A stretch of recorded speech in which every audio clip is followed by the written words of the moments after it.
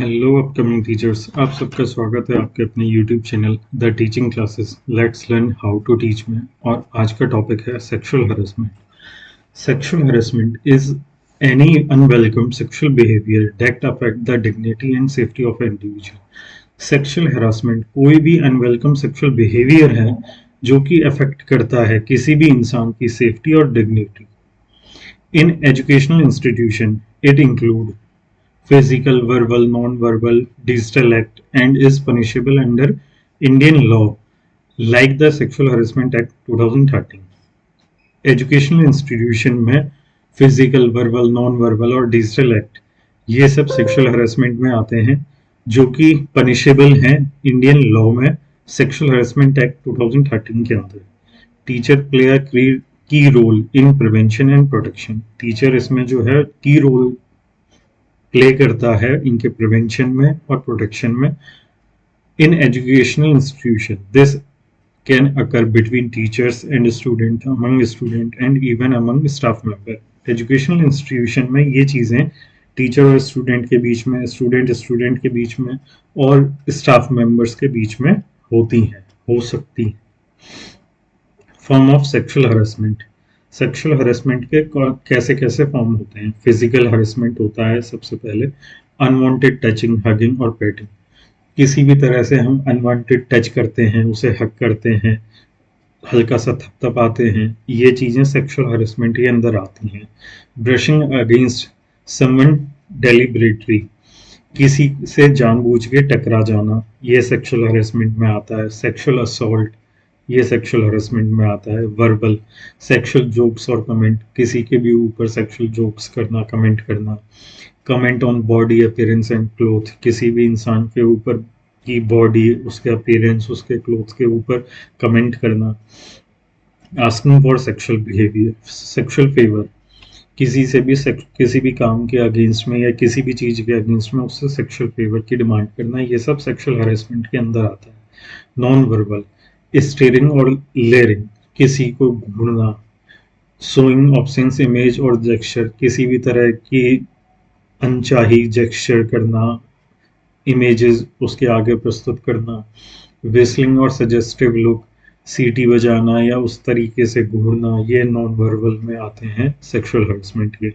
Digital and online, sending sexual images, messages और video, किसी को भी सेक्सुअल इमेजेस, मैसेज और वीडियोस भेजना। Cyber talking, inappropriate comment on social media, ये सब चीजें सेक्सुअल हरेसमेंट के टाइप में आती हैं।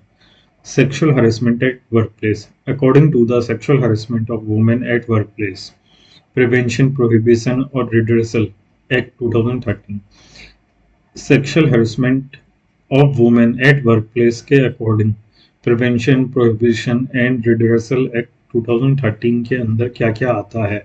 सेक्सुअल हरेसमेंट इंक्लूड्स डिमांड और रिक्वेस्ट ऑफ सेक्सुअल फेवर, किसी भी एम्प्लॉय से वर्क प्लेस के अंदर डिमांड करना या उससे रिक्वेस्ट करना सेक्सुअल फेवर के लिए। सेक्सुअली कॉलर्ड रिमार्क, सेक्सुअली उस पर रिमार्क करना, उसको अब्यूज करना। शोइंग पोर्नोग्राफी, उनको पोर्नोग्राफी दिखाना। एनी अनवेलकम फिजिकल, वर्बल और non verbal conduct of sexual nature, किसी भी तरह का अनवेलकम फिजिकल, वर्बल और नॉन वर्बल कंडक्ट करना जो कि सेक्सुअली नेचर में हो।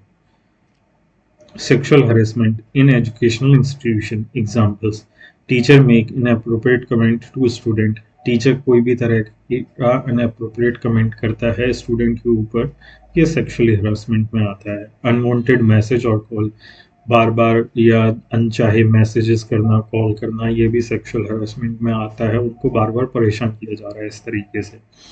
थ्रेटनिंग ग्रेड्स और opportunity in exchange of favours, उनको ग्रेड्स की, अपॉर्चुनिटी की धमकी देना किसी भी तरह के सेक्सुअल फेवर के लिए। Both student and staff can be victim, इसके कोई भी विक्टिम हो सकते हैं, चाहे वो स्टूडेंट हो चाहे वो स्टाफ हो। Effect of sexual harassment, sexual harassment के क्या क्या इफेक्ट होते हैं। साइकोलॉजिकल ट्रामा, मेंटल स्ट्रेस और एंजाइटी, आदमी परेशान करते हैं उसे, ट्रोमा में से गुजरता है, बहुत गंदे फेज से गुजरता है। सेल्फ कॉन्फिडेंस उसका लूज हो जाता है। एकेडमिक परफॉर्मेंस गिर जाती है। और कितनी बार तो देखा जाता है कि वो एजुकेशन ही छोड़ देता है, स्कूल छोड़ देना, कॉलेजेस छोड़ देना, ये सब चीज़ें सेक्सुअल हरेसमेंट के इफेक्ट्स हैं। Prevention and awareness of sexual harassment.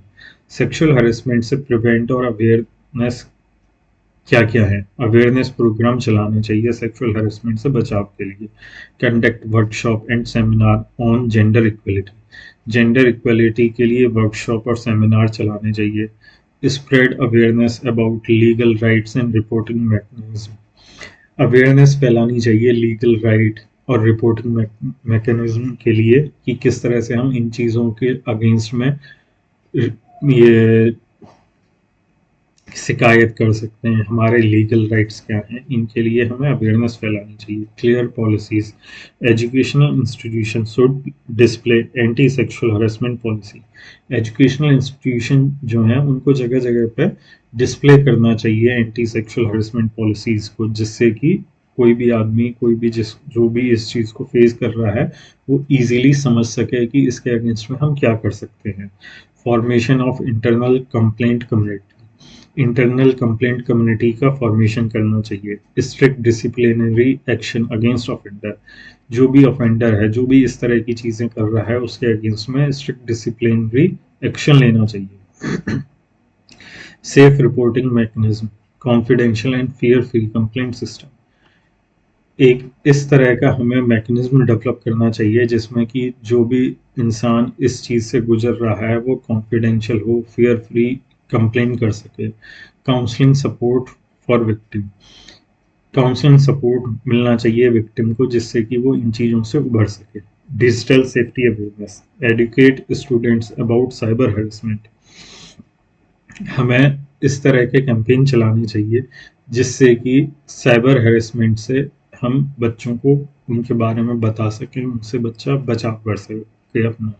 Promote safe use of social media और ऑनलाइन प्लेटफॉर्म। ऑनलाइन प्लेटफॉर्म के सोशल ऑनलाइन प्लेटफॉर्म और जैसे कि सोशल मीडिया है उनका सेफ यूज़ किस तरह से किया जा सकता है उसको प्रमोट करना चाहिए।